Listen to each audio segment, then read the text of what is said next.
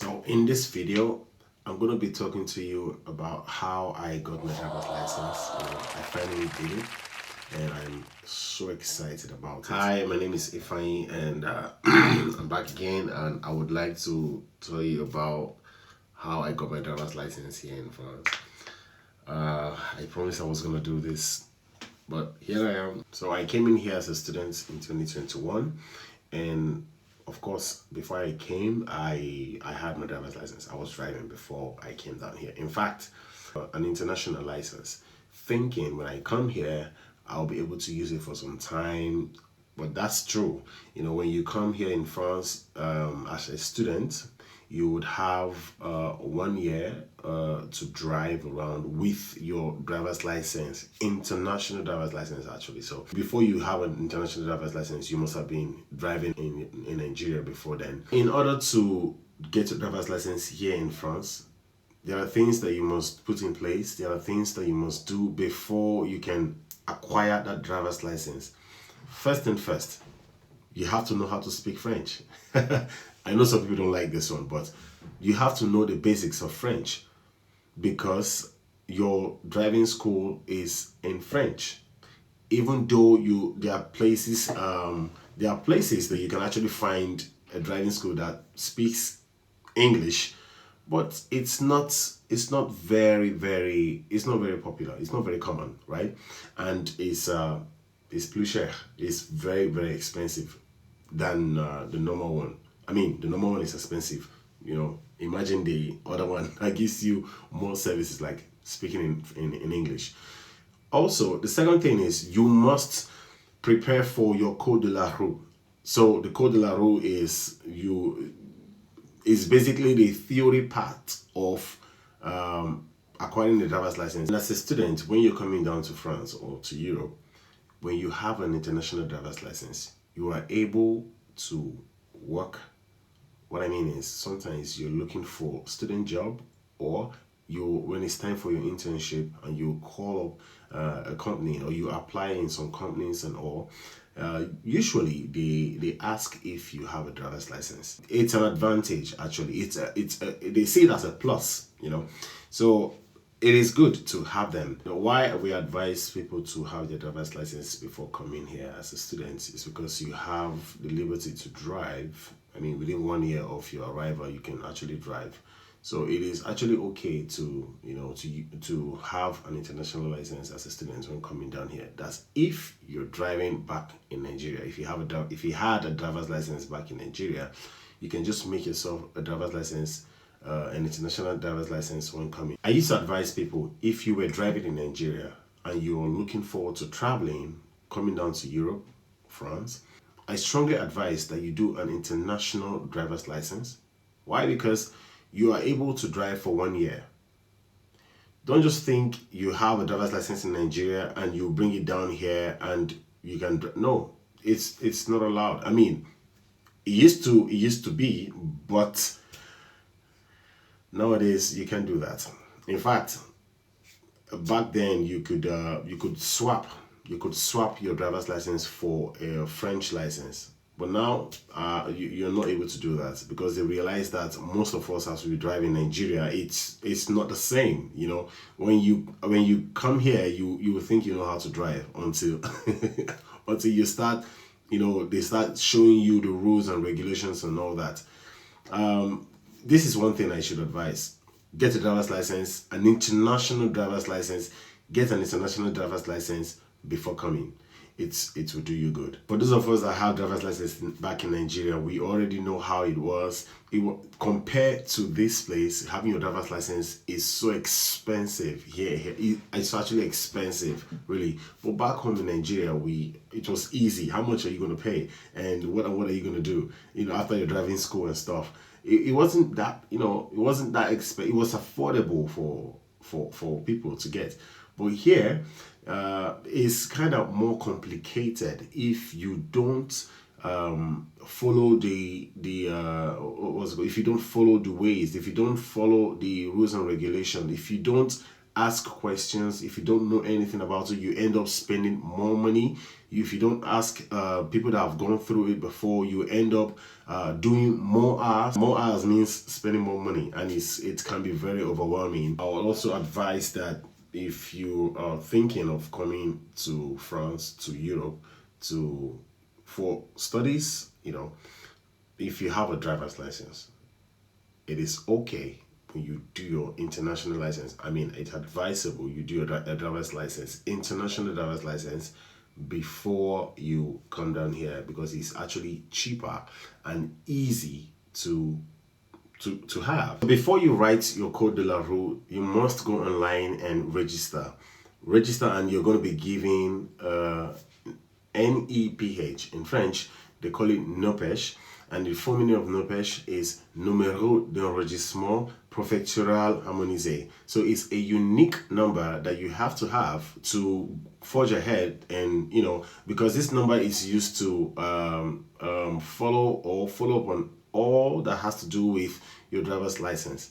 So even when you go and register for Code de la Route, you can register on Code de la Route. You have to write the exam. It's a theory exam, and it can be taken anywhere. Post office, La Poste, any La Poste, any branch of La Poste, you can go there and register, and you have to pay 30 euros to partake in this exam. Now, this Code de la Route is very, very interesting. First of all, when I started, I had to register on how to, pass my Code de la Route. You should see my YouTube channel, my YouTube page. I'm watching videos on how to read Code de la Route or French Code de la Route. These things, sometimes I find them in English, sometimes I find them in French, and trust me, you have to understand French before you can do this, right? So I registered with a particular site where I even downloaded the app. I was practicing and practicing and practicing. Every day I give myself maybe like an hour, 30 minutes, or an hour or 2 hours, depending on the situation. I keep practicing and practicing and practicing. Trust me, guys, it took me about, I must say, 3 months, because of course I was going to school. So I needed to gather all the time. 3 to 4 months actually to prepare for my own Code de la Route. Now, the Code de la Route, you must be you need to put your mind there. You need to be very, very dedicated and very, very disciplined to pass this exam, right? So that's why so many people are scared. Truly, so many people are scared because they don't have the time to sit down to study. So when you practice, because these exams, you'll be surprised, they repeat these questions. So practicing them every time, you see different questions, different time, and with time you're going to get used to them. You're going to get used to. That's the truth. That's what people don't understand. So you get practicing these things every day, you get used to the questions. In French, even. In fact, why mine took so long, because then I mean, I didn't know how to speak French. I didn't know how to understand French also. So what I did was I translate each and every page. I translate the pages to English before I read them. Funny thing, I decided one day that, you know what? Let me leave this thing. Let me go and read it in French. And I tried. Guys, trust me. I was so happy I did that. I was excited that when the day goes by, I keep reading in French. Even when I don't understand. When I see this word, I know, oh yeah, I remember this one, let me know. Because most of them, they use terminologies, French terminologies. And trust me, English and French, they are two way different things. Sometimes you say something, you don't know what it is in French. You have to go look for the word. And when you see the word, you don't even know it's a word until someone says, or you translate to English, that you know that's the word I was referring. So you have to be deal with the practicals. Practice makes perfect. So when you practice for this Code de la Route, when you get to the exam, it will be a little easy for you.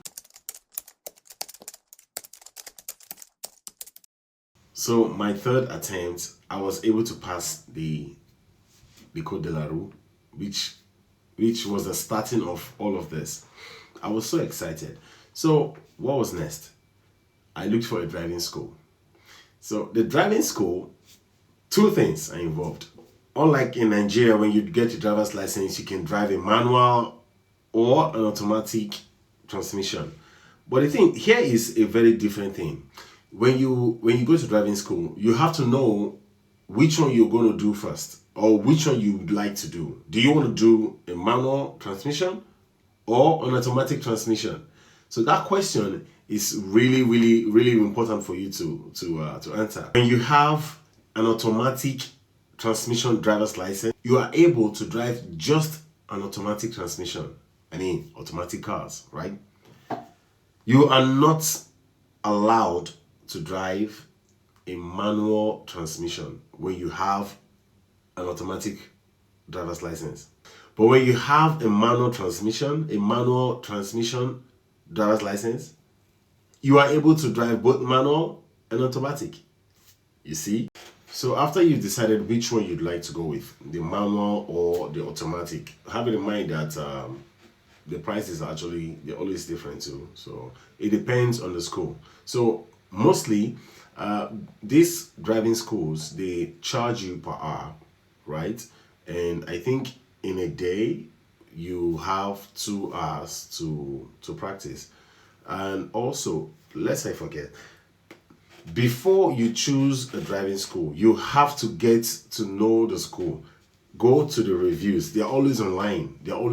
So check out the reviews and all, because trust me, reviews are really, really important here. When you check out the reviews and you see that they're saying good things about the school, cool. But if people are complaining that there are a lot of people and blah, blah, blah, blah, blah, check another school. check another school, because there are plenty here. There are many. So check out another school. It's easy. Yeah, it's very, very easy. And because, okay, why people say you should check out the reviews and make sure you choose a driving school where there are not so much students. I mean, there are not so much people and all. And why is because some driving school, they tend to be so busy that you don't, like, for example, in a week, this happened to me actually. In a week, I drive just once, just a day in a week. Why? Because my driving school was busy. You know, their calendars, their schedules are always jam-packed, so other students. So I drive just once. And it is not a good thing, because as I'm trying to practice, trying to know my stuff and trying to know the road, because the exam is going to come too. And that exam is another vibe. If you don't pass the exam, you write it again. You have to pay for another more hours to be able to do what? To pass the exams. It's crazy. I know. So check the reviews. Are there so many students there? What are they saying about the schools and all? Because they will definitely give reviews. If you've not driven before, I would really advise that you pay so much attention to your instructor, your facilitator. I mean the driving instructor. Of course, they speak French, and before all of these things, you have to understand the basics of French. And of course, you can go on YouTube and start learning, or other learning platform to understand the French a little bit. I think they do 20 hours. It depends on they can give you 13 hours. They can I think automatic cars, the minimum they can give you for automatic cars is 13 hours. While for manual, the minimum they can go is 20 hours. I think that's what they usually do for people that don't know, that have never driven before and all. But if you've driven before and after the evaluation, they might bring it down for you a little bit. And trust me, guys, why I said you should be serious with this, or you should be very smart when you're doing your driving school, is because they might not even tell you the day you're doing your mock exam. If you don't do very well that day, maybe usually it's usually like 3 hours or 2 hours remaining, 4 hours remaining for your school before the exam. Then they use one of those hours on one of those days to take you for a mock exam. If you don't pass the mock exam, it's not going to be as business as usual, because of course during the driving school you have conversations with your facilitator. The guy will be telling you prenez à droite, prenez à gauche. All of those is not going to be happening on the mock exam. So if you don't do them, the guy will just sit down, the instructor will just be there, take your left, take your right, at this place please stop, we're going to do a parking. But if you don't do them, it means you are not prepared. It means that they are going to add more hours for you. And of course, if you want to get a driver's license, you have to pay for those hours again to do them, right? So you have to be very serious when doing this stuff. Take it seriously, be smart while you're doing them. Your exam is very important. That day is like one of the big days of your driving school experience, right? Whatever they're teaching you in your driving school, when you're driving school, make sure you apply them. Don't forget, if possible, sometimes they give you like a booklet. You read them. Read them. It's a school, so of course you gotta study. The only thing you can't be doing is driving, but study. Go watch YouTube videos. Watch how other people have done theirs, and you have to study for it. You have to apply every techniques that they've actually your facilitator during your driving school has given you. When you're scared, you make mistakes. But when you're there, you're confident in yourself, you're going to be good. It's possible that you take your exam twice, 3 times, 4 times. It's possible, right? In the next video, I'll be sharing with you guys how my exams, or my driving school exams went, how that day was for me. Usually it takes 30 to 40 minutes at most. I'll be sharing with you guys, so be prepared and stay cool, and know that whatever you're doing it for your own good. So get serious with it, and a bientôt.